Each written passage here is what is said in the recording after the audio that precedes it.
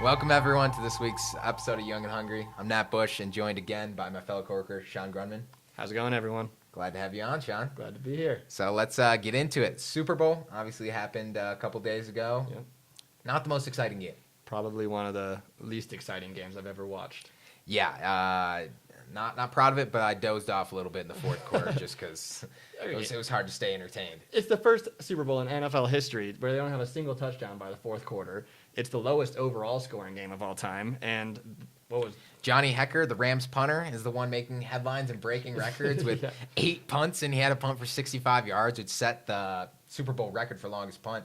So in a game where your punter's getting a lot of the headlines and breaking the records, probably not going to be your best product on the field, which is interesting because the way that the NFL is moving and the more high-scoring, fast-paced offenses, I mean, you look at the Rams and Chiefs game earlier this year where they scored over 100 points, over 1,000 yards, and now you got one of those teams in the Super Bowl not even scoring a touchdown. Yeah, that Rams-Chiefs game was one of the best games I've ever watched. And then we go from that to this. The product is quite different. Yeah, definitely. And although the football wasn't that great, you still got to throw up to our boy Julian Edelman. Had 140 receiving yards and 10 receptions in the first half. He beat the entire Rams offense in one half. So got the MVP, but happy to see Julian getting the MVP. I mean, up and down year for him, being suspended for the first 4 games, trying to get back into it, getting into a rhythm, and then I think he just came up so big on some of those third down catches, which ultimately why he won the MVP. Definitely.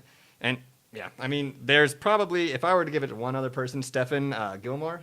Oh, with the pick at the end, he really sealed the game. He played great defense the whole time, few pass breakups, but I mean, I think Julian Edelman is a good recipient. Yeah, unfortunately, you can't give the MVP to an entire defense. That's true. Because oh, man. the Patriots probably deserved it this week. Definitely. Although the football wasn't that great, there were some interesting records set. I mean, Brady beat Peyton Manning, becoming the oldest quarterback to ever win the Super Bowl. Bill Belichick, the oldest coach to ever win. We have our first set of twins to ever win the Super Bowl. Devin and Jason McCurdy, they play safety and corner for the Patriots, so that's kind of a cool little...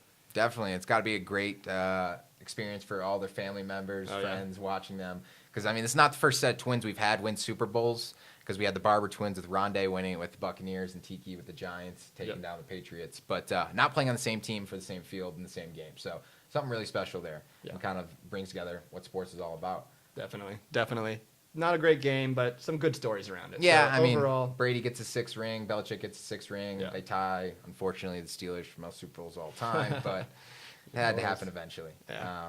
But let's get into some more aspects of the game. Obviously, the Super Bowl, it's a football game, but there's the halftime show, the commercials. So let's get into some of the more aspects of the game, specifically the commercials, since we are a sports business podcast and trying to touch on some of those marketing elements. Absolutely. I would say there's definitely some very common themes that we saw throughout. They tried to keep it light. I don't think I saw a single ad that had anything to do with politics the entire time. They really stayed away from politics. Yeah, very sensitive subject at this time. Yeah, definitely. Mostly funny, using lots of celebrities we saw. And then one thing that I noticed was kind of gender roles and taking that on in the ads. We had the NFL 100th anniversary where they had that girl did a little cameo appearance. I'm not sure exactly who she is or why she was there, but she handed the football off to, who was it? Richard Sherman. Richard Sherman, that's right. And so that was cool. And then, let's see here, we also had the Honda commercial. Yes, with the first female to get a collegiate scholarship for a non-kicking position in football. Right. That was one that, when I was watching the commercial, I was like, is this someone I should know? And then in doing some research in the back end, it turns out it is someone we should know. An awesome story. I mean, the really first woman ever to get a college scholarship, that's pretty impressive. And then, let's see here, the last one, robots. Yeah. A lot of robots did we see in the commercials this year? I mean, at least 10. At least. I mean, there's a lot of technology, and it just speaks of how times are going and more interconnected with technology. And I think they played off of that nicely. The one that we talked about, the Pringles, enjoyed that ad. I think there's a little bit of fear in the back of all of our minds, this AI and the automation. People are a little bit worried about where the future is. So. I mean, Terminator. Yeah, exactly. It's coming back, man. What was some of your favorite Skynet. ones from the Super Bowl? All right, let's see here. Some of my favorites. Alexa, the Alexa fails. I thought those were great. That one was really funny with the Harrison Ford. and then the dog ordering all the Yeah, that was funny. food. The hot tub, and then, of course, the incident where the guy's basically flipping on the entire lights in the country The like a power light grid, switch. Yeah, that was great. I liked that one. Let's see here. I thought Microsoft did a really good job. That was a good feel-good with one. the Xbox One and the adaptive controller. It was definitely a feel-good story. I was definitely teary-eyed at the end of that one, but I enjoyed it. I think they did a good job of, speaking to what they're really trying to do with this new controller. And obviously, they're tugging at the heartstrings. They're trying to make us feel the way we do, and I think they did a good job of it. Yeah, definitely. Those kids are inspirational, and they're really, they seem to be happy, and that kind of rubs off, obviously, on us watching. Definitely. I think the one that stood out the most in my mind was Mint Mobile, drinking the chunky milk. That was hard to watch. It was very uncomfortable. It was off-putting, but it was memorable. I remember Mint Mobile. The fox is kind of weird looking too, the little animated fox, but whatever. It stood out in my mind, and I remember it. That was one that I didn't really enjoy. I thought, it had some comedic elements to it, but it's hard to watch. I'm trying to stuff my face in the Super Bowl. I don't want to watch someone drinking chunky milk, know. I feel that. But a couple of my favorites, the Hyundai commercial with the elevator with Jason Bateman, kind of going to the different parts of life that you don't really enjoy. So the root canals, getting the middle seat. The talk. Yeah, the talk. That was a pretty funny one. So that was another one. The Doritos one with Chance the Rapper and Backstreet Boys. There was this one that we talked about last week, and just kind of how they teased it. Curious to see. I think it was a perfect matchup to let Chance kind of do his thing, and they matched it up well. I liked Chance the Rapper. He spit some cool bars and really kind of brought attention to the new product of the spicy Dorito. Yeah. And then my favorite one had to be made it hotter, or I made it hotter. Yeah, something like that. My favorite one had to be the NFL 100. This was the commercial that had everyone cameos in it.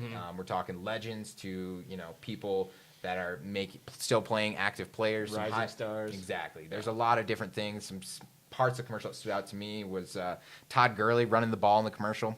Got almost as many yards in that commercial as he did in the game. And then the one point where Baker Mayfield and Tom Brady are sitting at the table, and Baker's like, "Get out there, old man." And he's like, "Hold these rings." That was great. He's got another one to the collection, too. Yeah, exactly. Yeah, that's true. That was an awesome commercial, definitely. I've heard that was probably better to watch than the game itself. So. I would agree. Definitely more entertaining, a lot more action, more hits. But do you have a flop? I would say my flop had to be the Michelob Ultra commercial with Zoe Kravitz, where she whispered about them brewing organically. I agree. I also felt quite uncomfortable during this, sitting there in a room full of 8 dudes as we munched on chips and tried to listen to her whisper to us. And it's really quite uncomfortable when you're looking at Zoe Kravitz, but you're not allowed to be. That's a good transition into some of the big players for the Super Bowl. I think Anheuser-Busch, we talked about their 8 commercial spots. Obviously, Michelob Ultra one with Zoe Kravitz. And then they had the other one with the robot. They had the one with the 2 mermaids, Bon and Viv? Yes, Bon and Viv. Oh, where they do the Shark Tank? Exactly, the Shark Tank one. I think I enjoyed that one. We talked about the Budweiser one last week with the Clydesdales and Powering It by Wind. And then I think the one that, Stella Artois too with Stella Artois with the dude. Funny, that was hilarious. Jeff Bridges, big fan. But I think that the main point for Anheuser-Busch is the Bud Light commercials, for sure. Definitely. I think, Bud Light had started this marketing campaign a couple months ago where they were going to put the ingredients labels on their beer with the 4 ingredients of, barley, wheat, hops, and water. And was curious to see where they were going to go with this, and it kind of came full circle with, calling out Miller Lite and Coors Light for brewing with corn syrup, and kind of tied together the marketing efforts and came full circle at that. And they actually got some backlash for those advertisements. Apparently, Miller Lite was tweeting at them after the game, or probably right after the commercial, about how they do not use corn syrup, and that Bud Light is essentially lying in these commercials. So I might have to do a little bit more research on that my own to make sure. But yeah, Bud Light was also called out by the Corn Growing Association of America for them, kind of throwing them under the bus, especially with corn syrup. I've heard can actually help with the brewing process, and it seems like Bud Light was trying to build on this healthy trend of downsizing corn syrup, but it's really not corn syrup; it's high fructose corn syrup, which they didn't talk about in the commercial. Maybe they are brewed with high fructose corn syrup. I'm not sure. For me personally, my favorite beers, I mean, I have a beard. I like listening to vinyl records. So definitely IPAs. I don't know what they put in those. Water and hops, but it tastes good. So, craft IPAs, exactly. I like to mix it up. For me, it's not about the ingredients. It's more about the taste. And I think that was one thing that they didn't really push too hard on was the taste. They push more on the ingredient Yeah. side of it, where Miller Lite's commercials are more about lower carbs, lower calories, better taste. So Yeah, Bud Light. They also did the interaction with the Game of Thrones and the Yeah. Mountain. That was a great commercial. I like that collaboration. It was something that they hadn't even dropped. No one even knew it was happening until they dropped on the commercial. So they did a really good job of that, I thought. Yeah, definitely. And that was one that people are talking about a lot, with Game of Thrones coming out in a couple months here. I think I read somewhere that it was over 200 million social impressions, people talking about this online. So definitely made some traction. I thought overall it was a good commercial, good collab. It was interesting to see the Mountain, Yeah. crush Bud Knight's head, kind of like the Yeah. Viper. But good commercial there. Yeah. I think that overall, Anheuser-Busch did a pretty good job. Maybe a few different, I don't know. I would say Anheuser-Busch and their commercial spots were kind of reflective over the year, or the commercial space overall. Yeah. There's some highlights, there were some flops, and overall, nothing really stood out too much where it's like positive, super negative. Just kind of an average Super Bowl spending how many millions of dollars to get quite a lot. I mean, just the one with Bud Light and HBO, the Game of Thrones one, cost them $10 million alone for that. It's ridiculous. Spot. So, who is another big player? T-Mobile. yes. They had 4 ads? Yeah, What do you 4 think of commercial theirs? spots. I think similar to Anheuser-Busch, kind of like lukewarm. There's some ones that I liked, Hit and miss. some ones that I didn't like. I think they all played on the common aspect of communicating over text, Right. and the anxiety or the doubt in what you're going to type out and erasing it and restarting. I think the dad that's unable to text, that's a little overplayed. Maybe that joke could have gone without. But I think overall T-Mobile did good. They're just trying to get their name out there. Yeah, definitely. Another Spots. interesting aspect about the commercials overall in this landscape, and building off the Anheuser-Busch, and T-Mobile did this as well, is a way to announce partnerships. So with the Bud Light and Game of Thrones, and T-Mobile introduced a partnership with Taco Bell. I think it was called T-Mobile Tuesdays with Taco Bell, which I don't really know what that means, but They introduced it. Yeah, they introduced it. Got to go look into it. And then also they had the Lyft partnership. Exactly. I don't know if that's the first time that they've mentioned that though. Is it? I'm not positive. But that was an interesting one where I was like, I'm here for Free you. lifts on Tuesday. What's So- today? That's today. Let's go get a lift home. All right, nice. Thanks, Lyft. Yeah. Shout out. Yeah. Are you sponsored by Lyft? Huh? Well, we'll get there. Oh, yeah? I'm working on it. Had some bad experiences with Uber drivers, or? Yeah, I'm making the switch over from Uber. Definitely. Well, I think that kind of wraps up the big players in terms of the amount of commercial spots that they're getting, with 12 in between the two. Another brand that really didn't do anything in the space but activated around it and has been making some headlines is Skittles. The opposite of the big player. Exactly, the opposite. So basically what Skittles did is they put on a full Broadway play in the Manhattan Town Center, and it's called the Skittles Commercial, the Broadway musical. And so it stars Michael Hall, who plays Dexter, and it's basically about an actor coming to gripes and just working through being in an advertisement for Skittles, and, Right. and like how that changes the perception. But it's interesting that they played it on itself. So they did like a little release, just like a little YouTube clip of A little teaser. Dexter. Yes.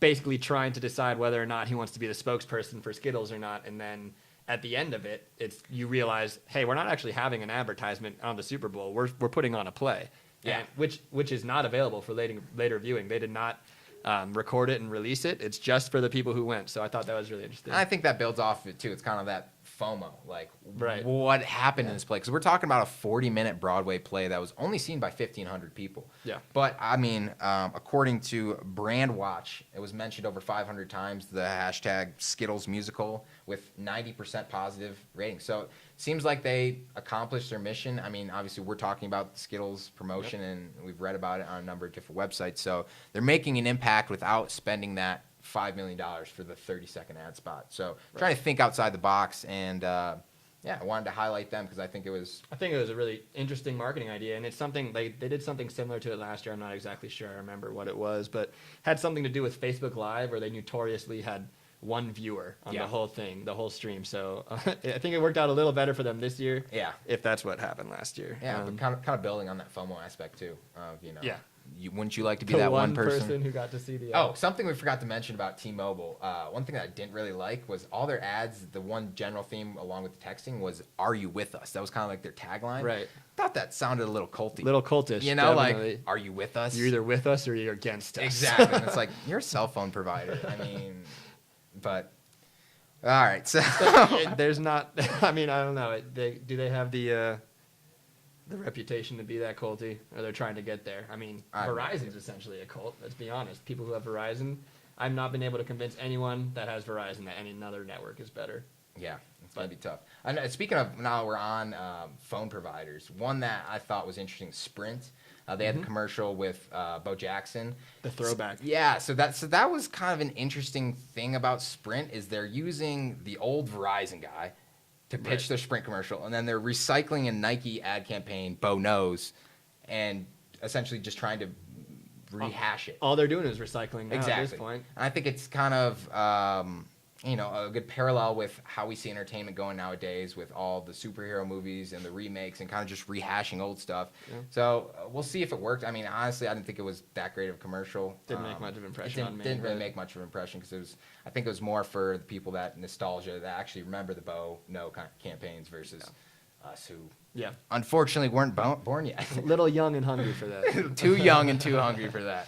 So an update on last week. I know I mentioned the Devour ad, and I thought it had been banned from the Super Bowl. It wasn't banned, but it was significantly reduced. We watched last week. We watched a full minute clip on it, and where they talked about the frozen food porn, and then they took out all the bad stuff for the ad itself. Yeah. And I don't even know if they actually mentioned the word food porn. It was just No, I think it was online My- food videos or something like of that, nature. yeah. So they scaled that back from the minute to 30 and kind of cut out some of the stuff that I guess is too edgy for the Super Bowl, which makes sense. for I mean, national it's kind of- TV. yeah, It for makes national sense, but it TV. was still good. I mean, it's still funny. It's a funny ad. If you haven't seen it, I would definitely recommend going and checking that one out. Yeah, and then I guess one more update.